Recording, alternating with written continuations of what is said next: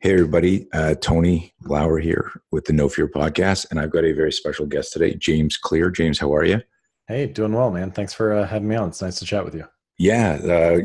As we were chatting just briefly earlier that, I've been following you for a long time on Twitter, and we were joking around about how, you got to be super concise and succinct on Twitter because it's 140 characters. And I was joking, I wish the world just was restricted to 140 characters. you know um, Yeah, no more emotional yelling. Just tighten your argument up and tell me what you think. right. And it's funny because people who know me know that I have like these legendary rambles. Like when I'm teaching, I'll talk for like 5 hours straight, and people are going, yes, you have a question? Yeah, can we go to the bathroom? I'm like, so I am definitely not a person who should be talking about being succinct. So I contacted you after I got your book.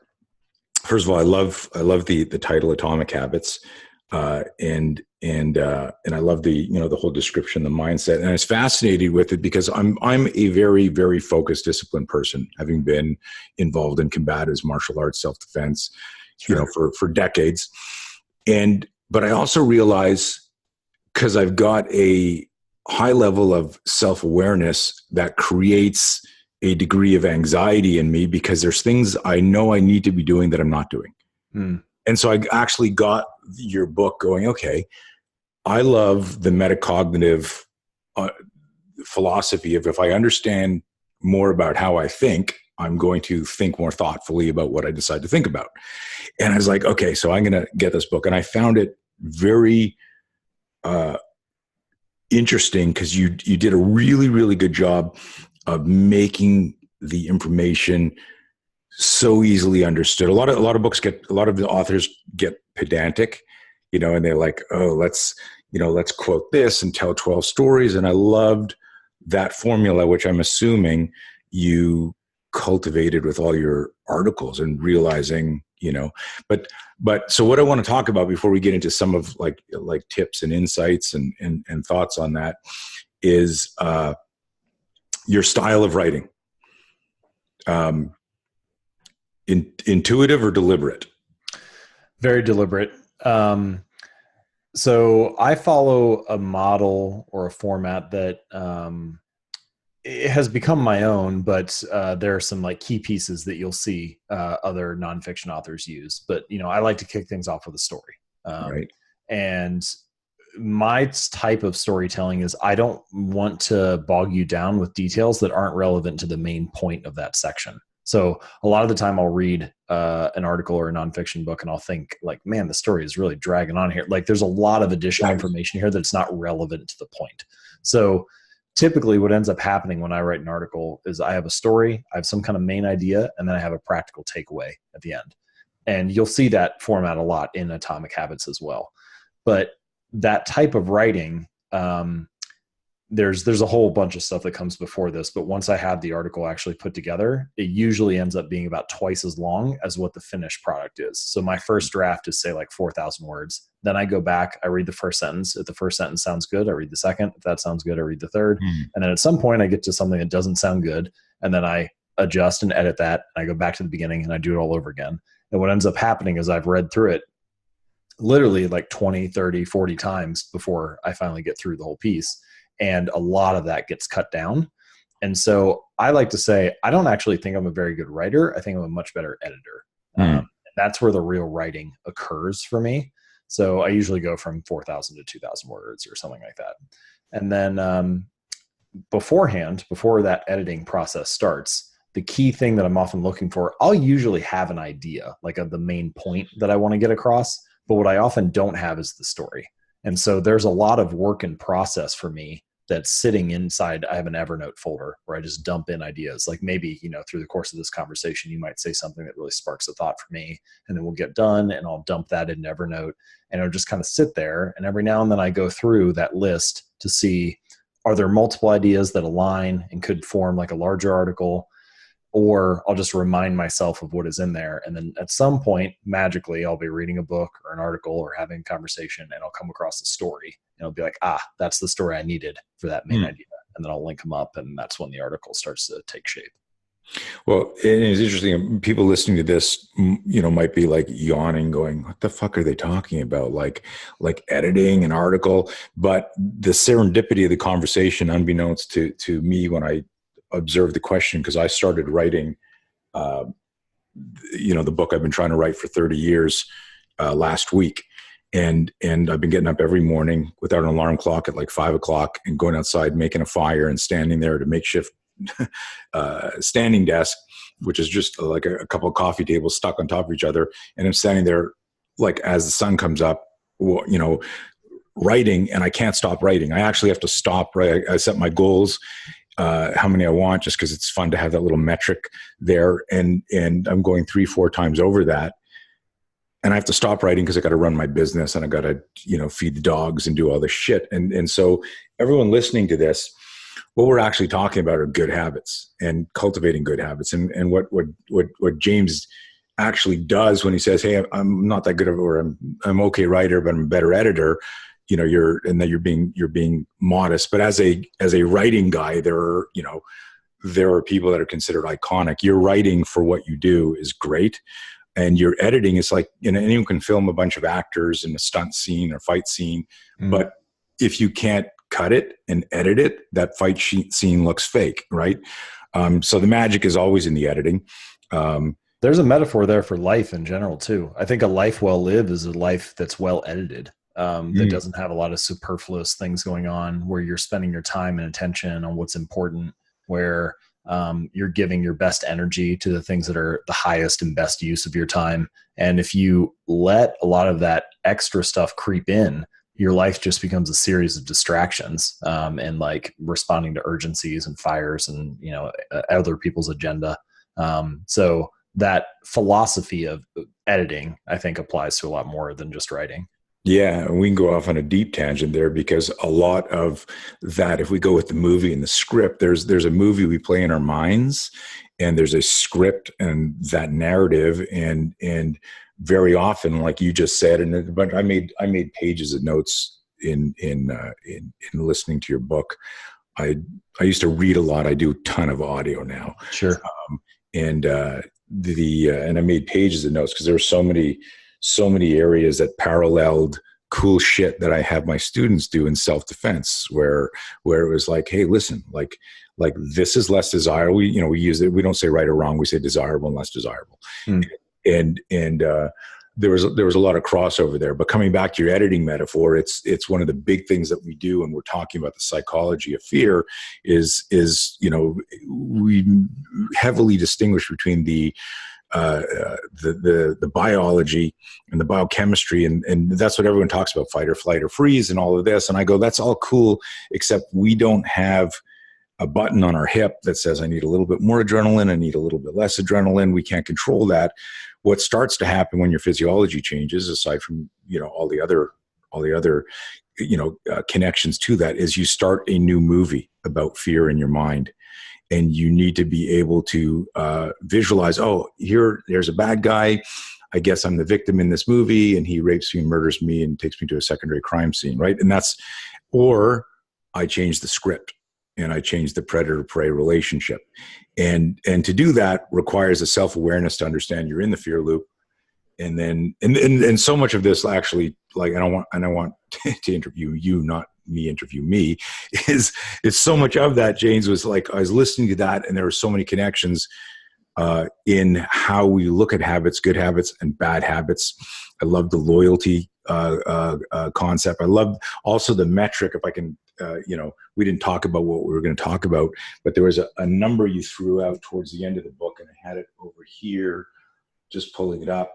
And I just loved it. I actually, and I want you to say it so the readers hear it, the 2 hours a day concept. And where you said it was the 600 hours a year principle. And I'm just giving you like a little. Sure. Yeah. So, the average adult now checks their phone 150 times a day. And the amount of time that you would spend on social media and various sites doing that adds up to like 600 hours a year. It's like, What could you do with an extra 600 hours a year? Right. Insane amount. And I'm glad you know, I didn't give you very many clues there because I know I wanted you to say it, because I just like thinking about that, where how many people say, you know, I don't have time Oh yeah. to write my book, or I don't have time to get in shape, or I don't have time to, and we are all literally, even the best of us, uh, you know, I may not be at 600 hours, but I now, when I pick up my phone, I can actually feel my physiology changing. Like, this is a waste of time. What am I doing here? You know, like when I'm on those social media things. So folks out there, you can really change things quickly when you understand. And that's what I want to get into now is, you know, I'm obviously going to give the link to your book and talk about it. It's, you know, and everyone should get out and read Atomic Habits, because it's like when you finally understand proteins, fats, and carbs in a simple way, that it can change your energy systems, your diet, and your inflammation, because you finally fucking understand, you know, what to eat properly. And what you've done in the book, I look at it as that the simplicity, that it can be easily grasped by anybody. And so let's start from the beginning. And I don't want to do an interview with you that anyone can Google James Clear and it's like, oh, you know, I want to do something different. Yeah.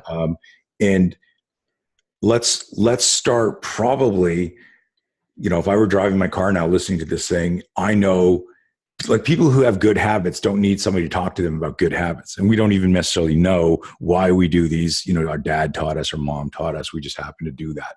Let's talk about bad habits. And because I thought it was really nice how you described, like, we don't even know we're doing a bad habit because we only find out years later or months later. Like, we should not have been doing that.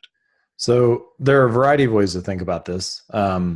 And I want to say, as a preface to discussing bad habits, that understanding how bad habits work, because bad habits form so readily. And again, we could use the same language you used before, you know, undesirable habits or unproductive, something like that.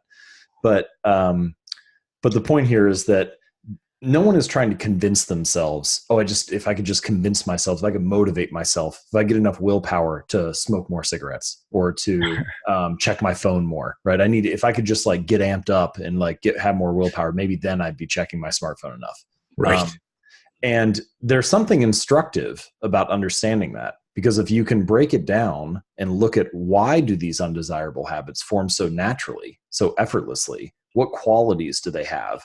Then you can start to see, well, maybe there are ways to design those qualities into your good habits so that the productive and desirable action happens more readily and effortlessly. So keep that in mind as we talk about it, and I'll try to close that loop as we go through. But I think the first thing, one way to understand what a habit is, just quickly as a definition, a habit is a behavior that has been repeated enough times, or you could have like a habit of thought as well. Something has been repeated enough times to be more or less automatic. So you do it pretty much without thinking. And common examples like, you know, brushing your teeth or tying your shoes or unplugging the toaster after each time you use it. Like you're just doing these things on autopilot. But the real question that we need to understand is, what is the purpose of this? Why does the brain build habits to begin with? Why would the brain build a bad habit, for example? That's kind of confusing. Like if you don't think it serves you, if it's undesirable, why would you do it? And I think one way to frame this is that habits are the solutions to recurring problems that you face in life. So as you go through life, you experience a variety of problems. Some of them are large, some of them are small, like maybe your shoe is untied. And so you sit on the end of your bed each morning and you put your shoe on and you have an untied shoe. And in a certain sense, that's a problem that needs to be solved. And so at first, your solution requires a lot of effort and attention. You think carefully about how to tie the knot and how to get the shoe secure on your foot. But after you've done it 100 or 500 or 1,000 times, now you can do it more or less without thinking. You can have a conversation. You can think about your to-do list for the day. You can allocate your attention elsewhere while you apply the solution to that recurring problem. And there are a couple elements there to understand. So the first is that the context is repeated. Maybe you put on a different color shoe or a different type of shoe, but the context is similar enough that your brain knows what to do. And that's a key part about how habits work, is they tend to occur or recur in repeated environments or context. The second thing is that your brain, when it recognizes that problem, I have an untied shoe on my foot, it's looking to draw upon your previous memory of how to apply a solution. And the punchline here for bad habits is that your current habits that you have built in life are not necessarily the optimal ones. Let's say you walk in from work and you feel stressed and exhausted from a long day. In a sense, that's a problem that your brain has to solve. And for one person, they might solve that problem by playing video games for an hour. For another person, they might solve that problem by smoking a cigarette. For a third person, they might solve it by going for a run or doing 20 push-ups. And all of those solutions resolve the same underlying problem, but some of them are desirable and some are undesirable.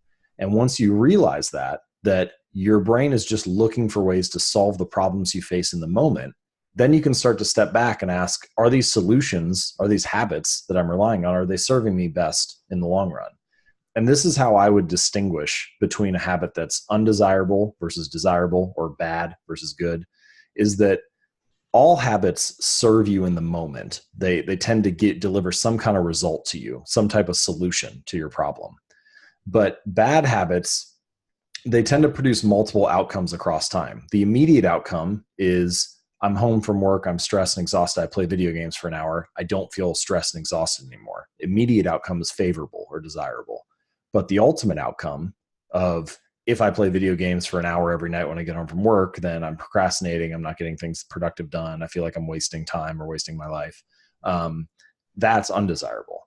And for good habits, it's often the reverse. The immediate outcome is a little bit undesirable for a lot of people. Like going to the gym, it requires sacrifice and sweat and effort.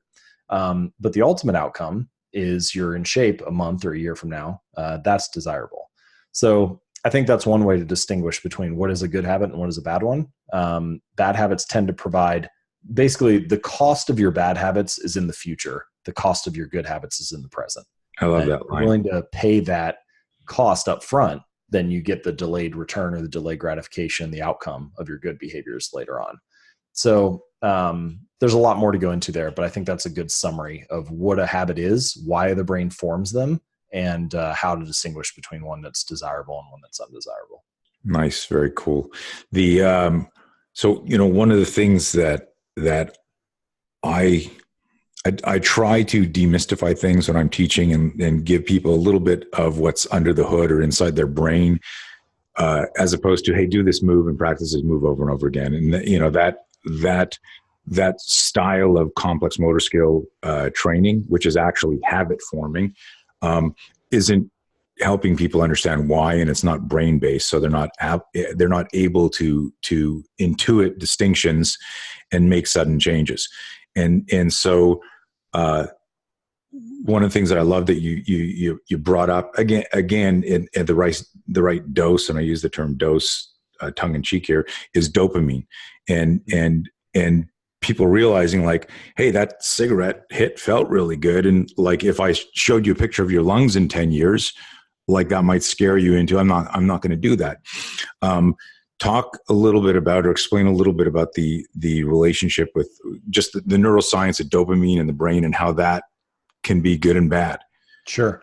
So first, I'll just say dopamine is just one of many neurochemicals that are part of habits, and the regions of the brain, the reward centers of the brain where dopamine circulates, are just a few of the regions that are associated with a particular habit. You can imagine, for example, that if you have a habit of like picking a cigarette up, well, there's all kinds of motor patterns that are involved in there and pulling the cigarette out of the box and so on. And usually people don't talk about that stuff when it comes to building habits, but your whole body and brain is involved. But dopamine, I wanted to mention in the book because it does play a central role. It plays an important role. So when you go through life and you're experiencing things for the first time, like the first time you eat a pancake, or the first time you try a cigarette, or the first time you go on a date or whatever, you don't know what to expect. And so the outcome of taking that first bite of a pancake is a little bit surprising. Now, if it doesn't taste as good as you would expect, if it's like, I don't know, full of a banana that's rotten or something, then we call that disappointment because the outcome is lower than your expectation. And in that case, whenever the outcome is lower or worse than what you expected, dopamine will actually drop. It's a little bit like a dopamine punishment, and it tells your brain, hey, avoid this. Don't do this again in the future. Next time you see a pancake with a rotten banana in it, don't eat it. But if the outcome is better than what you would expect, if it's more rewarding, more pleasurable, more positive, more enjoyable, then dopamine spikes. And so that's like a positive signal to your brain that says, hey, this felt good. You should remember this for the future. So the first time around, dopamine tends to rise or fall after you take an action. But once a habit has been formed, once you know that you love pancakes, for example, well, now you go to the restaurant and you sit down and you see a pancake on the menu, and actually dopamine spikes before you take a bite. It spikes in anticipation. And this is where habits become like a dopamine-driven feedback loop. It's actually, the way that I would describe it is perceived value motivates you to act. Actual value motivates you to repeat. So the higher value you place on something, or the more valuable you expect it to be, the more valuable or tasty you expect that pancake to be, the greater your craving or desire to order pancakes and eat one. Now, it's only if the pancake is actually good, if the value is there, that you want to repeat it again in the future. And so what I'm really describing here is the process of learning. This is how the brain goes through learning different things. You try things out throughout life. The ones that feel rewarding, even if it's in a small way, give you a little bit of a signal to repeat it in the future. And the ones that feel like they have a consequence or not rewarding give you a signal to avoid it. And dopamine is the neurochemical that plays a central role in that signaling. It's called, in the research, it's called prediction error. And so you're basically trying to narrow in over the course of many experiences and get your prediction to be on point with what's going to happen in the future. And anyway, so the punchline to this story is that this is one of the reasons why I added the fourth stage to my habit model in the book, which is craving. Because when any habit is formed, there's that spike of dopamine, there's that feeling of craving or desire, that motivation that gets you to take the action. And dopamine is one of the key signals in the brain that makes you feel that level of desire. Nice. So are we all going to get fat eating pancakes from listening to this now? But that brought up, one of the things that I liked in the book was, because I know a ton of people who want to, let's say, get in shape. And so they decide their self-awareness, they look at their body and their physique and they decide, okay, this is my nutrition plan. This is my fitness, prescription. And then they quit faster than they started. They can't sustain it. And what I really liked, and I want you to amplify, expand on this, is because you could have just written a book on this is the formula for habit forming, and this is how you deconstruct a bad habit, and if you follow these instructions, you're going to be a better human. But you gave some really good examples of the distinction. I call it the distinction between capacity and potential, what you can do versus what you'd like to do. And what I found in the people that I've coached over the years is people fixate on their potential. And potential creates wicked failure early on because there's no bedrock. You haven't built this in here. So I really connected to the idea of like if you start off going, I'm going to do 100 push-ups or I'm going to run a marathon today, you're going to screw up probably, so expand a little bit on that, because I thought that was really subtle and very effective of sharing the formula, but then also saying, listen, don't go gangbusters right away. This is a good way to acclimate. Right. Yeah. So when it comes to my training, so I played baseball all the way through college, and then now compete in like powerlifting and Olympic lifting stuff. And so I always like to equate things to the gym. And the phrase that I use in the gym is volume before intensity. I want to build the capacity to do work, to handle a load before I worry about loading up the absolute max or, trying to hit some crazy level of intensity. And so applying this to habits in general, the way that I like to, the simple tactic that I like to recommend people use is what I call the 2-minute rule. And the idea is you take whatever habit you're trying to build, whatever ambitious thing you're thinking about, in your words, whatever your potential you want to achieve, doing 100 push-ups a day or whatever, and you scale it down to just the first 2 minutes. And so do 100 push-ups a day becomes do 5 push-ups, or do yoga 4 days a week becomes take out my yoga mat, or read 50 books a year becomes read 1 page, something that you can do in 2 minutes or less. And the point here is that, and this is the key insight that a lot of people miss when it comes to building habits that last, is that a habit must be established before it can be improved. And so often we're locked. I love that. And I'm going to interrupt you. Say that again, because that was so important, people listening.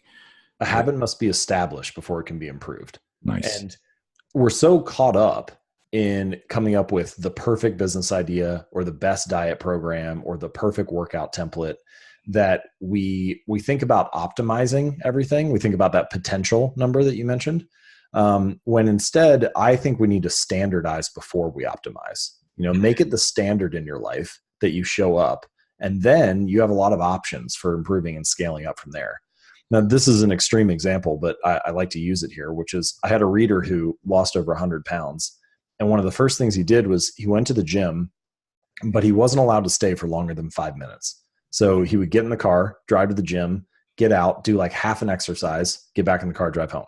And just to create context, he was using your system where he went on, like he self-imposed the 5-minute rule. Correct. Right. Yeah. It's the same idea as like the 2-minute rule, but right. In this case, he just did 5. He was an overachiever and did for 5 minutes. Right. Okay. So he gets there and gets out, gets back in the car and drives home. And it sounds silly to most people because they're like, well, this is, it's kind of ridiculous, right? What I actually want is to get in shape. What I actually want is to get strong. Like going to the gym for 5 minutes and doing half an exercise is not going to do that. But what you realize when you step back a little bit is that he was mastering the art of showing up. He was becoming the type of person who went to the gym every week. And once he was that type of person, well, then he had all kinds of options. Then he could say, well, do I need to hire a personal trainer? Should I be here for 45 minutes? What's the best workout program for me to do?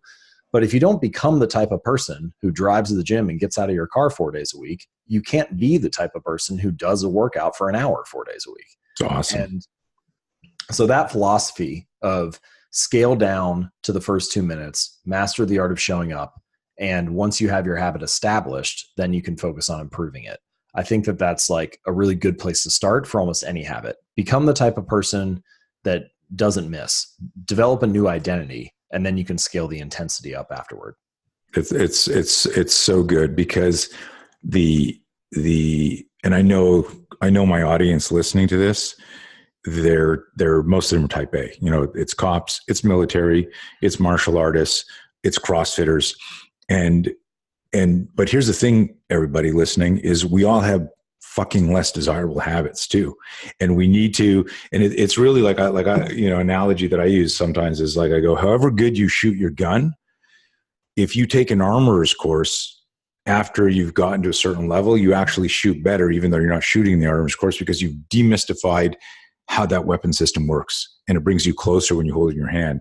And so what I love what you're doing and what I love, some of the lessons in the book is by understanding the metacognitive aspects of from dopamine to neurotransmitter. And you don't have to get like psychobabble and foo-foo and weird with it. It's just if you understand that, and you gave some great examples and you just did it right now, that you can look at your body when you're 20 and you're 45 and you're going, man, I used to have that body. I'm going to go to the gym. And you go there and you're like 90 minutes in the gym and you hate every second of it. And then you go, it's much easier to eat ice cream. And I'm just going to do that. I guess I'm past my prime.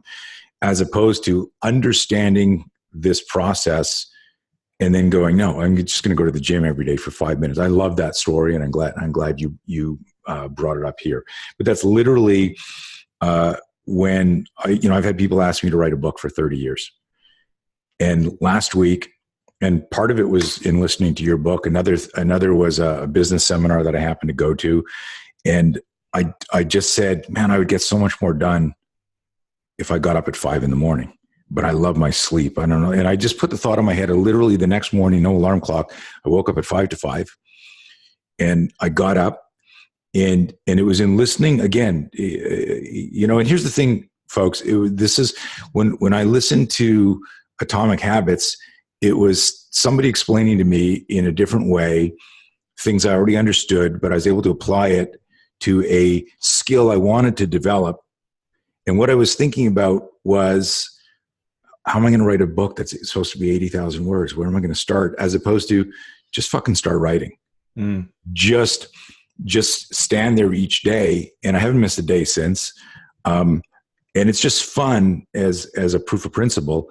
It's fun that even somebody like myself, who is a high achiever in life and really disciplined and a bunch of other things, didn't apply that knowledge and that skill set to anything else. So, I'm kind of living proof that this. I think this is one of the reasons that small habits matter. Is what you're saying here, like just showing up and being a writer rather than worrying about having 80,000 words done or something, is that even if a habit is small, even if it doesn't deliver the outcome or the result that you want, it can still reinforce being a particular type of person. It can still reinforce that identity. So, in a way, your habits are how you embody a particular identity. Like every morning you wake up and make your bed, you embody the identity of someone who's clean and organized. Or each time you go to the gym and train, you embody the identity of someone who's fit. Or in your case, whenever you go stand outside on your makeshift standing desk and write for a little while, you embody the identity of someone who is a writer.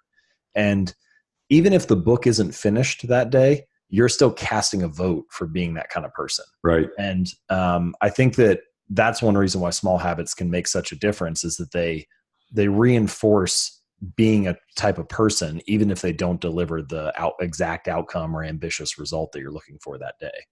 Yeah, no, that's so good. And going back to the capacity potential concept, one of the things that I would share with people is, I go, if you're trying to break the world record in, long jump, and you go, I don't know what it is, I should look it up because I use the example, but let's say it's 12 feet or 14 feet or some crazy, and I remember it's so funny. There's some of the metaphors that you used in the book are so close to things that I use in my class. I was like, holy shit. Like it was just this parallel, tracking, like when you use the, it was Phelps, and who was the other Olympian? Oh yeah. Hikmet El Guerrouj, the Moroccan runner. Right. Because I would say, like, hey, if I took the world's best cyclist and the world's best swimmer, and the cyclist didn't know how to swim and the swimmer didn't know how to ride a bike, and I put them on each other's apparatus or in the pool, and the guy's in the shallow end going, yeah, help me, I can't swim. And the other guy's like sideways on the bike, can't get his feet out of the cleats. And I went, these are two of the world's greatest athletes. You would look at that and go, what the fuck? So I thought that was so neat. But the capacity potential thing is, I'm always looking at where I want to be. I have to, every effort is a big failure if my fixation is on the world record, as opposed to, and what I use is it's the same thing as your 2-minute rule. And it's kind of exciting to me, is I say, let me see your long jump today, because that's your PR and you just broke your world record. Tomorrow, if we, and so you're building this massive bedrock. But what I realized, what I was doing, to use your language, is it was the 2-minute rule. And it was the just show up and do that. And the adaptation is going to happen. This is why I don't have this phrase in the book, but I wrote an article called Measure Backward, Not Forward. And focusing on the world record, or focusing on this potential idea, or like your maximum ability, or whatever your ambitious outcome or goal is, that future milestone, that's like measuring forward. Goal setting is measuring forward, saying this is where I want to be in the future. But thinking about, what did I do yesterday? How did I show up in a small 2-minute way? And can I do it just 1% better today? That's measuring backward, where you use your recent ability, your recent performance as the baseline for trying to improve by just 1% today. And I think what's useful about it's measuring forward is okay. Goal setting is fine for developing a sense of clarity, but it's very unproductive in the long run, because we fall into what you just mentioned, which is literally every performance before that world record feels like a failure, because you're not reaching the thing that you're thinking about. Whereas measuring backward allows you to achieve the same thing, allows you to make progress each day. You get better each time. But it makes you feel like a success more often than not, because you're finding a way to show up just a little bit better than you did the day before. And so I think it gives you a dual benefit, which is you make progress and you feel good about it, rather than having to feel terrible because you're never at this like world-class or elite level that you have in your mind. Right. I dig that. And here's the thing, for everyone listening to this, like this isn't, like Muhammad Ali used to hate running, and in his autobiography, he talked about how he would put his running shoes on top of his alarm clock, so that when the alarm went off at 5 a.m. or 4 a.m, the first thing he would go to shut the alarm, he would touch the running shoe, and it would remind him, put your shoes on and go run. And I don't know if you'd ever heard that story. No, it's great. It's great, right? But you allude to that stuff in the book as well. Sure. And I do that with things that I have to do. I'll set things up so I see that, so it triggers this. And what it is, it's and here's the thing, guys, it's not, and gals, it's not, when people go, oh, you're tricking if you've decided this is my goal, you need to understand how to create use the term standard, how to create that person, and it's the only way you're going to do it is by understanding habits. And the only way you're going to create the habit of doing it on a regular basis, so it becomes automatic, this is just what I do. If you hold the door for somebody because you want to see if they're a good citizen and they're going to thank you, you're going to end up having a problem with that. But if you hold the door because you're polite and that's just what you do, then that's just your habit, right? I don't know where that came from or why I went off on that tangent, but the idea is you decide what you want to do in your life, and what you want to understand here is when you understand the relationship, whether it's the dopamine, the triggers, the psychological, when I read that thing about Ali, I read that in, I think, 1980 when I was like reading his autobiography. There was no neuroscience back then explaining how neurotransmitters and dopamine did this and all that. Ali intuitively figured out how to do it. And what I loved in the book is you explain that process. And I want us to, if you can, share any other ideas where someone goes, okay, I want to start doing this. And I made a note here. Let's talk about habit stacking, and sure. and a couple of the ideas of in the spirit of the Ali thing, how we can positively trick ourselves into doing the right thing. So ultimately, what we're talking about here is how to design an environment for success. How to design a world, your world that you live in, that's organized toward the outcomes that you want, towards the habits that you want, and there's a section in the book where I talk about making habits easy. And I say there that, some people say, well, what about, you keep saying like, make these habits easy, but people do hard things. What about running a marathon? What about Ali's example of getting up at 5 and running? Like, sometimes I need to do hard things. And my point is, no, what I'm saying is not that you should only do easy things. What I'm saying is that you should make it as easy as possible to do the things that pay off in the long run. And most of us do not live in a world that's designed like that. Our homes and offices, our workspaces, our training spaces are not designed to make the highest value effort, the highest value action, the easiest action, the path of least resistance. And so that's what we're talking about here. And that example of Ali putting his shoes on top of his alarm clock, that's making running easier to remember to do, making it the obvious action in that environment, even though the action of running at 5 a.m. might not feel easy to a lot of people, especially in the beginning. Right. So with that as a preface, let me share a couple ideas here for building better habits, and I'll include habit stacking as part of this conversation. So one thing that I like to recommend is called environment design. And the idea is you want to design your environment to, one, make the cues of your good habits obvious. So for example, when I wanted to start flossing, I took the floss out of the drawer in the bathroom because that was invisible and I just didn't see it. It was hidden away a lot of the time. And I put it in a little bowl right next to my toothbrush. So obvious, I put the toothbrush down, pick the floss up. That was all I needed to do to build that habit. Just make it as obvious as possible in the environment. Conversely, I find that a lot of my bad habits will fade away when they're not as obvious. So if you look at my phone, I move all social media icons off of the home screen. My home screen's completely blank, except for the little bar at the bottom where I have phone, text, and then 2 reading apps, Audible and Pocket. And the idea there is I want to make the cues obvious for my good habit, for the reading habit. And then if I want to get to Twitter or Instagram or something, I have to swipe over like 3 screens and get inside a nested folder to get there. And it's not going to, magically change the habit, but it does prevent a little bit of this like mindless tapping where I just open Instagram because it's the first thing I see on the phone. So you can design your physical spaces to make those cues obvious, or you can design your digital spaces that way. A couple other quick examples there. I had a friend who wanted to practice violin more. So he put his violin and the stand right in the middle of his living room. So he would pass it 30 times a day. And lo and behold, he ended up practicing for like an hour each day. I've noticed that for myself, so for good habits, you want to make it obvious. For bad habits, you want to make it invisible. For beer, if I have beer in the front of the fridge, like in the door or right at the front of the shelf, and I see it whenever I open the fridge, I'll just drink one because it's there. But if I tuck it in the back of the fridge, lowest shelf, all the way underneath, I can't see it when I open the door. Then sometimes it'll just sit there for weeks and I won't even get it. And so the question I had was, well, did I want it or not? Because when it was obvious, I was drinking it every day. But when it wasn't, I would just let it go.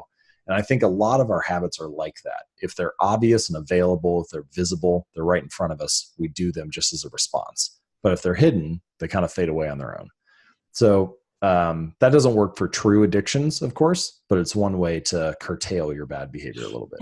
Also, you can in that, and it's funny you talked about the home screen because I did the exact same thing recently, where my home screen's completely black, and then I've got just my business apps on the next page, and then my social media nested photo. And what I noticed is that if it takes me a little bit longer to get there, it gives my brain time to remember why I put it there. Right. Do I really want to do this right now? Or am I just like digging for it? And so it was a conscience and accountability gap, like a built-in conscience and accountability gap. So if you put your and I started doing, what you suggested in the book, when I'm writing, my phone is in the kitchen. It's somewhere else. So if I pause for a second, I go, do I need a break? And I'm going to go look at Instagram for 10 minutes, or do I not need a break? And this is just lack of discipline. Get back to work. It's one of the best things I've done this year. I've started leaving my phone in another room until lunch each day. And it gives me, it doesn't work for everybody's job, but man, if it works, it gives you like 3 or 4 hours where you have a block where you just work on your agenda. You don't respond to everybody else's. You don't have things interrupting you.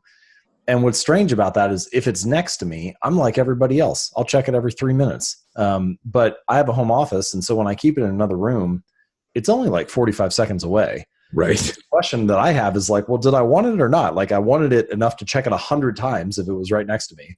But then when it's 45 seconds of work, I never go down and get it.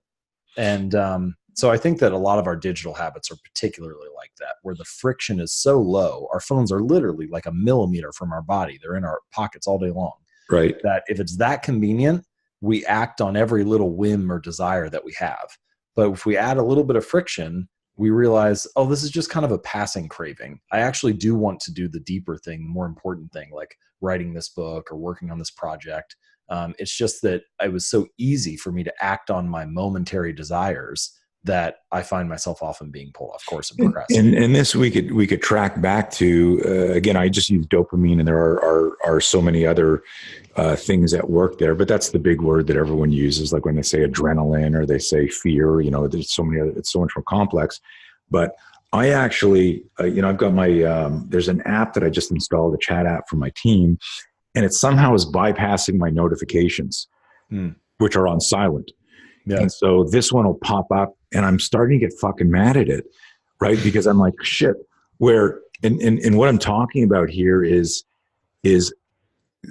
somehow recognizing that these notifications and all your apps are like Pavlov's dog, have conditioned us to react to them. We're now tethered to that apparatus, and this is what you're talking about, but at a deeper level, and add some stuff to this is like I now look at a notification that comes in, like in the same way as somebody fucking opening my door without ringing it. And it's like, whoa. And it's annoying because it comes back to what you said there is the deeper work and self-actualization to get a little crazy, but like, what do I want to be? What do what do I want to do with my life? I think, a lot of these apps are designed to, this is such a depressing phrase, but a lot of the software companies use the phrase, the app that interrupts you the most wins. Right. And so as a consumer, that is, just incredibly annoying, but it's kind of a natural consequence of capitalism. All these apps, no one person is in charge of this, but every person at the company is working toward how do we get more engagement? How do we get in front of people, whatever. So the apps just naturally kind of move in that direction where they try to take more of your attention and energy. And so to take it back, we need to design our systems a little better now, whether that's leaving a phone in another room, or I have started to keep my phone permanently on do not disturb mode. Mm-hmm. So I never get a buzz or a text or a ring. And what happens is I check my phone plenty. I said earlier in this conversation, the average adult checks it 150 times a day. So whenever I check it, it usually is like, well, someone called me 5 minutes ago. I guess I'll call them back. And like almost nothing, there's almost no downside to it. But anyway, so that gives us like a little bit of an overview of this environment design concept. And then the second thing I wanted to talk about is habit stacking. And so this is an idea that I first heard from the Stanford professor named BJ Fogg. And basic idea is you take your habit that you want to build, the new habit, and you stack it on top of something you're already doing in your daily life. So say you want to build the habit of meditation. You could say, after I make my morning cup of coffee, I will meditate for 60 seconds. Or say that you want to, start like a safety habit of telling someone where you're going to be when you're running. So you could say, after I put on my running shoes, I will text a friend and family member where I'm running and how long I'll be gone. And so the formula is basically after old habit, I will new habit.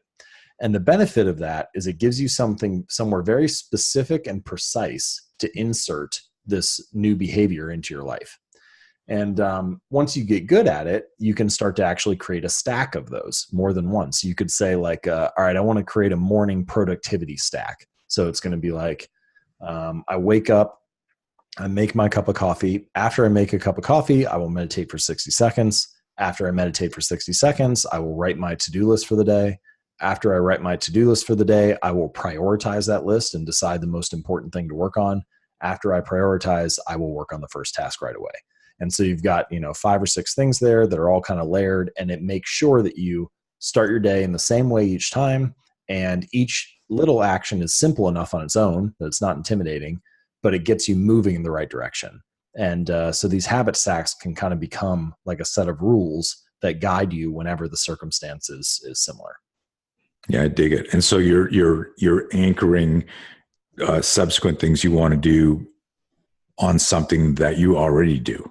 Correct. And that phrase, actually, that's a great phrase because BJ Fogg, that Stanford professor I mentioned, he refers to this as anchoring. You try to find that one habit to anchor the old one into. Now, there are also some other ways you can use this. Like you just mentioned a couple of minutes ago, this idea of like, creating enough space for a craving to pass or so on. And you can do kind of that with a habit stack. Like you could say, okay, I'm trying to break my bad habit of drinking so much soda. And so your habit stack could be when I want to drink soda, I'm allowed to drink it, but I have to drink a glass of water first. So I will drink soda after I have a glass of water. And the nice thing about that is it creates a little bit of space, right, for you to think, kind of like your example of swiping over to Instagram or Twitter, where it's like, okay, I have to keep swiping here. Did I really want to do this? Or is this enough time for me to question, like, there's a reason I put it here? And same thing of like drinking that glass of water is enough time for you to think about, okay, I wanted soda, but like, actually there's a reason I'm drinking water first. Like I don't actually want to drink as much of this in my life. And so those little rules like that can both increase space to let the cravings for your bad habits pass and create space for a new routine to live in your life in a very specific and precise way. I like it. I forget what part it was, but I love this quote: meaningful change does not mean radical change. It's obviously self-explanatory, but riff on it a little bit. So I like to refer to habits as the compound interest of self-improvement. And the reason I like that phrase is that the same way that money multiplies through compound interest, the effects of your habits multiply as you repeat them over time. So like when you save a little bit of money, you save $10 or $100 or something for retirement, it doesn't feel like much in the moment. It feels like I'm kind of wasting my time here. Like I'm not going to be able to retire on $10. And early on, whenever you look at that like retirement or compound interest curve, it's always flat in the beginning. It's basically a straight line. It's not until 10 or 20 or 30 years later that you hit that hockey stick portion and it really takes off. And habits they're not exactly like that, but they're kind of like that, where on any given day, making a choice that's 1% better or 1% worse doesn't really feel like much. Like what's the difference between eating a burger and fries today for lunch or eating a salad? Basically nothing. Your body looks the same in the mirror at the end of the night. The scale is basically the same. But if you do that every day and you turn around 5 years or 10 years from now, then you realize, whoa, that choice actually really did matter. And so similar to how compound interest doesn't feel like much at first, but turns out to be everything in the end, habits don't feel like much on any given day, but that difference between 1% better and 1% worse can be very significant in the long run.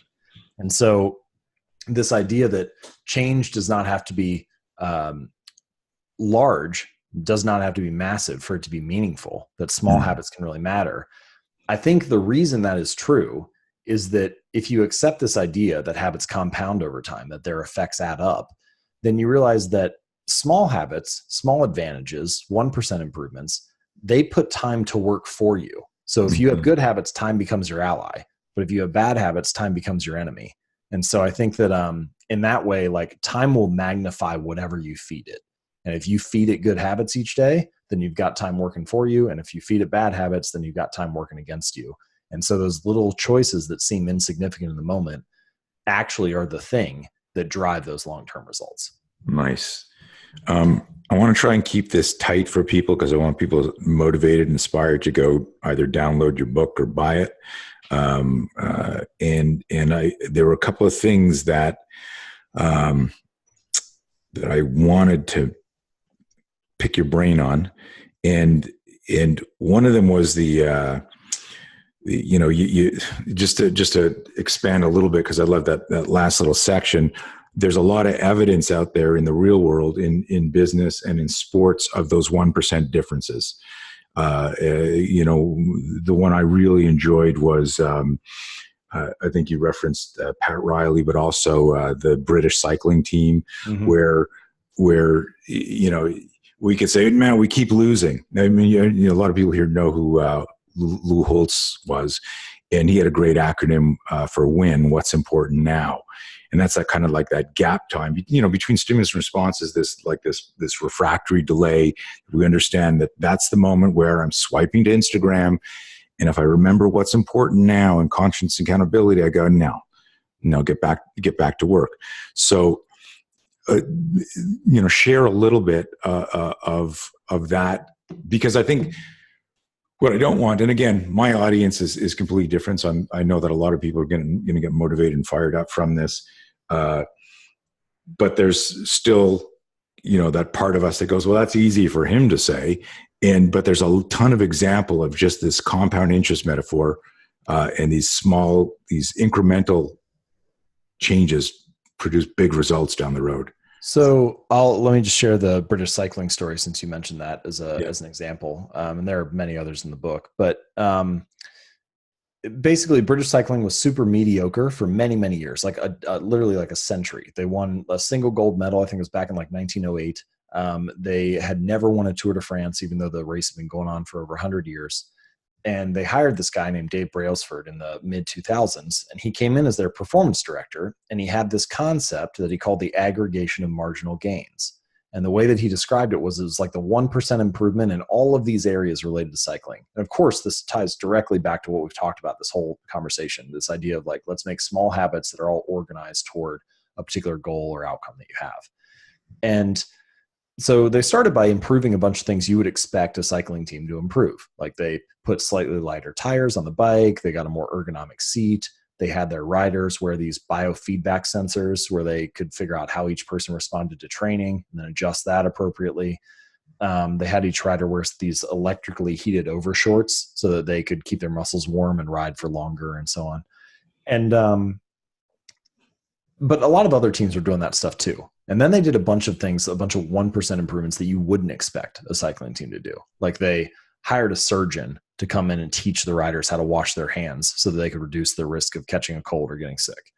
They split tested different massage gels to see which one led to the best form of muscle recovery for the rider's legs. They even figured out the type of pillow that led to the best night's sleep for each rider. And they brought that on the road with them to hotels for like big races and stuff. And anyway, so Brailsford said, if we can actually do this, right, if we can execute on this strategy and make all these little 1% improvements related to cycling, then I think we could win a Tour de France in 5 years. And he ended up being wrong. They won it in 3 years. Then they repeated again the next year with a different rider. And I think they had 1 year off, and they've won like 3 more in a row now. They've won like 5 the last 6. But it was really at the Olympics in London in 2012 that this like whole thing came to fruition. The British team, which, dozens of riders, they won 70% of the gold medals available. And that is just an incredible achievement on a team-wide level.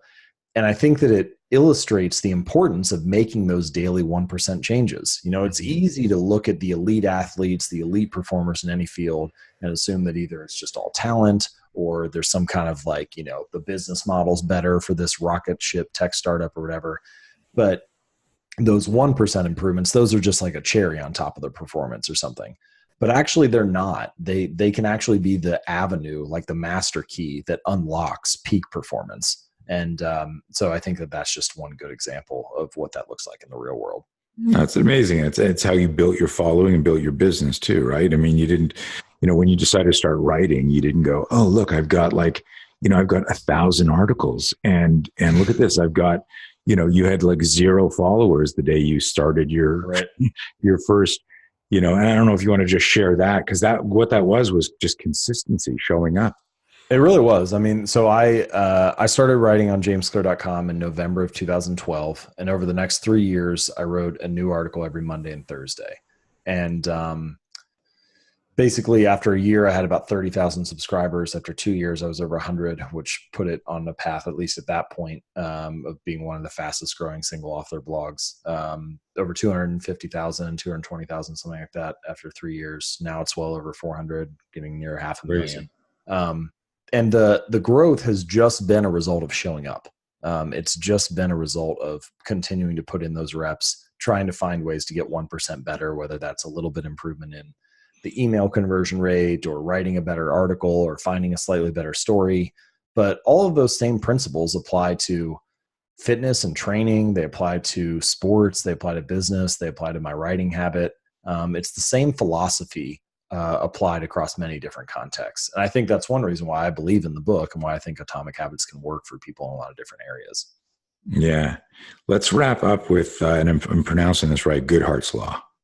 Yeah. Because I think that's a good is this idea that a measure ceases to be a good measure once it becomes the target. That's the actual law. And what that means is that, and I say this in that section of the book, that measurement can be an important tool. It can be an important tool because for a few reasons. Like, first of all, measuring something makes you aware of it. So it increases your attention that you're paying to that particular metric.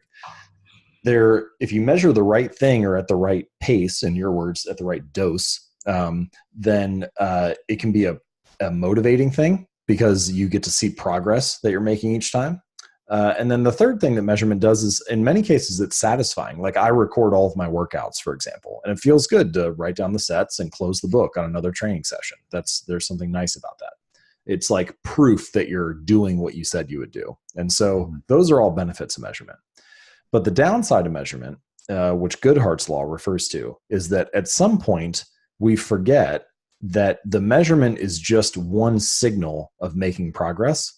And if you make the measurement the target, if you make it about, if originally having the scale go lower is about trying to become fit and healthy. But if your quest for health becomes all about the number on the scale, and the only thing that matters is getting the number on the scale to go lower, if the measurement now becomes the target, then you start doing all kinds of ridiculous things that actually sacrifice your health. You go on some kind of crazy cleanse, you take on too much, you don't give yourself enough time to recover, you start doing really radical diet strategies just to maybe you're dehydrating yourself, just to get yourself to go lower on the scale.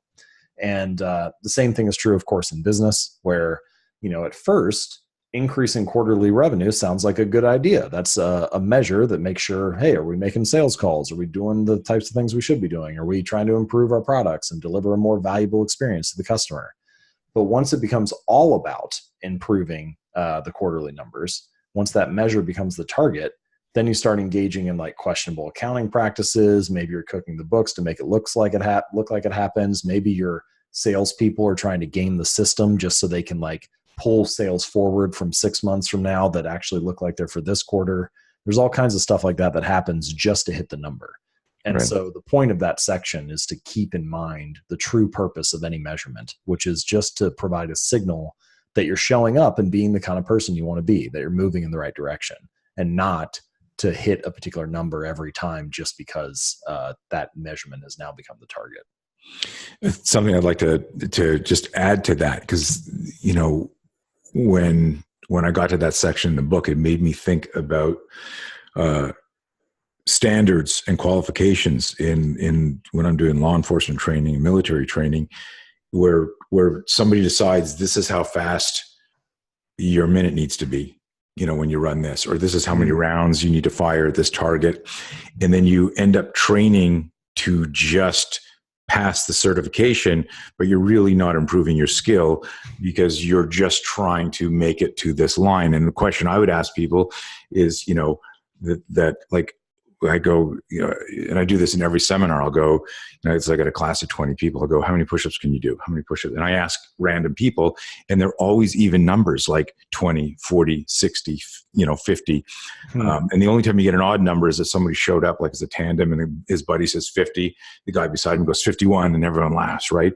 But the truth of the matter is that people are only they're picking the number before they're doing the push-ups. And I ask the question is, like, you'll never know how much you can do until you actually try to do more than you can.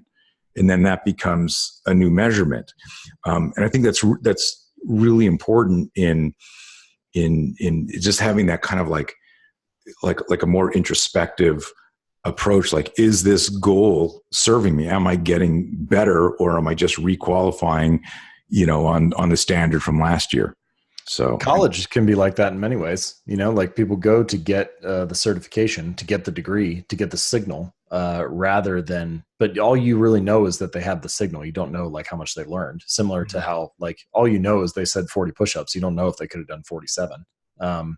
And I think sometimes in a weird way, measurements can be restrictive in that sense. You know, they create a ceiling, an expectation where, you know, if someone said 40 and you said, do as many push-ups as you can, and then they get 44, they feel pretty good about it.